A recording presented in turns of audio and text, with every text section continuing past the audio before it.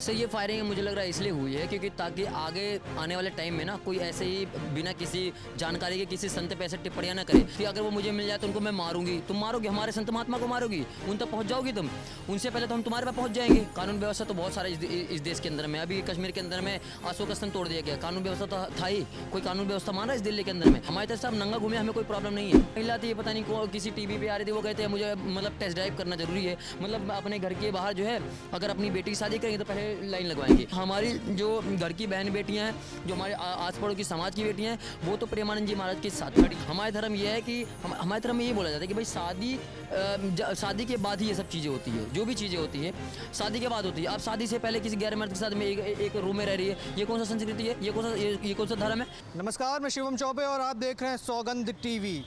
प्रेमानंद जी महाराज और महाराज अनिरुद्धाचार्य के खिलाफ आपत्तिजनक बयानबाजी के चक्कर में खुशबू पटानी को बहुत ट्रोलिंग का सामना करना पड़ा था, पर अब देखा गया मामला गंभीर होता जा रहा है।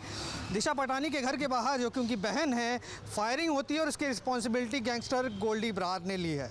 अब जनता इसको किस तरीके से देखती है? सर, आपने भी विरोध करा था, आप खुद अयोध्या से बिलोंग करते हैं जहाँ पर संत समाज इतना ज़्यादा विख्यात है देश भर में। अब उनके कहने के बाद, इतना कुछ होने के बाद भी जब मामला थोड़ा ठंडा सा पड़ गया था, अब फायरिंग हो जाती है, किस तरीके से देखते हैं? सर ये फायरिंग मुझे लग रहा है इसलिए हुई है क्योंकि ताकि आगे आने वाले टाइम में ना कोई ऐसे ही बिना किसी जानकारी के किसी संत पे ऐसे टिप्पणियां ना करे। क्योंकि हम देख रहे हैं कि हमारे संत महात्मा पर या हमारे धर्म पर जिस तरीके से गाली गलौज हो रहा है, टिप्पणियां कर रहे हैं, विरोध कर रहे हैं, वो चीज़ें अब समाज में ज़्यादा बढ़ रही है। अब एक बात बताइए, अब ये एक्टर है दिशा पटानी की बहन खुशबू पटानी है, इनका कोई मैटर ही नहीं था। पहली बात तो हमारे प्रेमानंद जी महाराज ने तो ये बोला था कि भैया आजकल के जो बच्चे हैं वो गलत रास्ते पर जा रहे हैं, वो लिव इन रिलेशनशिप में चले जा रहे हैं, जबकि उनको अपने पवित्रता नहीं खोनी चाहिए। अब उन्होंने गलत थोड़ी बोला है। अब उसके अलावा तुम ले रही हो कि अगर वो मुझे मिल जाए अनिरुद्धाचार्य जी को, कि अगर वो मुझे मिल जाए तो उनको मैं मारूंगी। तुम मारोगे हमारे संत महात्मा को मारोगी, उन तक पहुंच जाओगी तुम। उनसे पहले तो हम तुम्हारे पास पहुंच जाएंगे, तुम हाथ लगा के देख लो। और उसके बाद जो ये अभी उनके घर के बाहर हुआ है तो इस चीज़ से उनको समझ में आ जाएगा कि किसी भी संत महात्मा पे ऐसे टिप्पणियां करना अच्छी बात। कानून व्यवस्था नाम की भी कोई चीज़ होती है, अगर फायरिंग हो रही है तो कहीं ना कहीं गंभीर मामला है, इसको जस्टिफाई तो नहीं किया जा सकता ना। हाँ, कानून व्यवस्था तो बहुत सारे इस देश के अंदर में, अभी कश्मीर के अंदर में अशोक स्तंभ तोड़ दिया गया, कानून व्यवस्था तो था ही। कोई कानून व्यवस्था मान रहा है इस दिल्ली के अंदर में? इस दिल्ली के अंदर में कानून व्यवस्था तो रेपिस्टों को जो बेल भी तो मिल जाता है। तो ऐसे कानून व्यवस्था तो धरा का धरा रह जा रहा है और कोई भी आ रहा है, कोई भी टिप्पणी करता चला जा रहा है। हमारे प्रेमानंद जी महाराज को मारने की बात हो जाती है, अनिरुद्धाचार्य जी महाराज को गालियाँ दे जाती है, उनका पुतला बना के फूका जा रहा है। ये कानून है? ये कानून हमारे संत महात्मा का जो है अपमान लगातार हुआ जा रहा है। कब तक हम ऐसे सहते रहेंगे? हम तो लड़कियां कहती हैं कि हमें टेस्ट ड्राइव करनी है।